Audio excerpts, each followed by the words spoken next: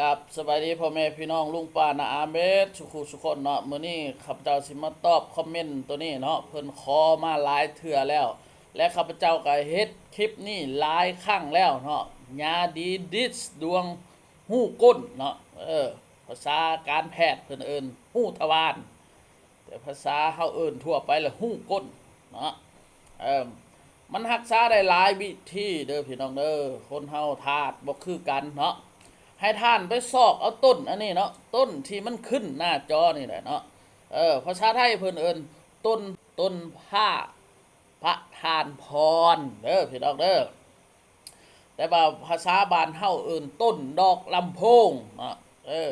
เขาปลูกอยู่ตามห้องล่าห้องการนี่หลายพี่น้องเนาะให้ท่านเอาถึงหากถึงลำต้นหันมาต้ม1 กำมือต่อน้ำ1 ลิตรเนาะให้ต้มกินจนให้มันเศร้าพุ่นแหละแล้วก็หยุดเนาะคันบ่อยากผ่าตอกผ่าตัดเนาะหรือว่าเอาใบมันนี่นะมาตีใส่ไข่เป็ดก็ได้เนาะแล้วก็นึ่งกินเนาะกินจนให้มันเศร้าลองไปเฮ็ดไปนำใส่เบิ่งเนาะ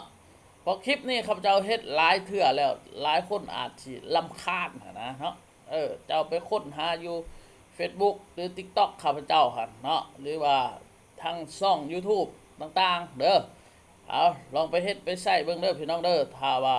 มันถูกก็ปฏิบัติกินให้มันจนเศร้าเนาะบางคนกินยานี่กินมื้อนี้มื้ออื่นให้มันเศร้ามันก็โพมักโมมาแตงเนาะฉะนั้นท่านต้องกินแล้วฟังเบิ่งอาการของท่านในเมื่อมันเป็นมายาวนานแล้วท่านก็ต้องกินย่างขี้ไล่กินทิศหนึ่งขึ้นเมื่อเนาะอันนี้กินมื้อนี้ต้มกินมื้ออื่นผัดบ่ต้มก็โอ้ยอันนั้นก็สุดแต่ทานเด้ออันนั้นเด้อจื้อไว้ไปเอาต้นอันนี้นี่เนาะเด้อบ่มีก็ไปถามซื้ออยู่ห้านขายเบียร์ไม้เขาหั่นเนาะดอกชีม่วงนี่นะพี่น้องเด้อคันอยากเศร้าต้มจนให้มันเศร้าพุ่นแหละเนาะเอามา1 กำมือใส่น้ำ1 ลิตรแล้วก็กินแทนน้ำกินต้มจนให้มันจืดเยื่อจืดแล้วก็เปลี่ยนเยื่อใหม่เข้าใจเนาะอธิบายเฮงปานนี้ยังบ่เข้าใจก็โฟมังโมมากแตงซะเลยเอาก็มากับฝากกดไลค์กดแชร์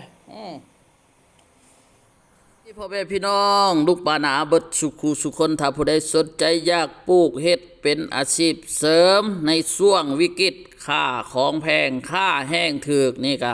สามารถติดต่อพัวพันมาเด้อทางฟาร์มเฮ็ดนำผลของพวกเฮาจำหน่ายก้อนเฮ็ดและดอกเฮ็ดเด้อ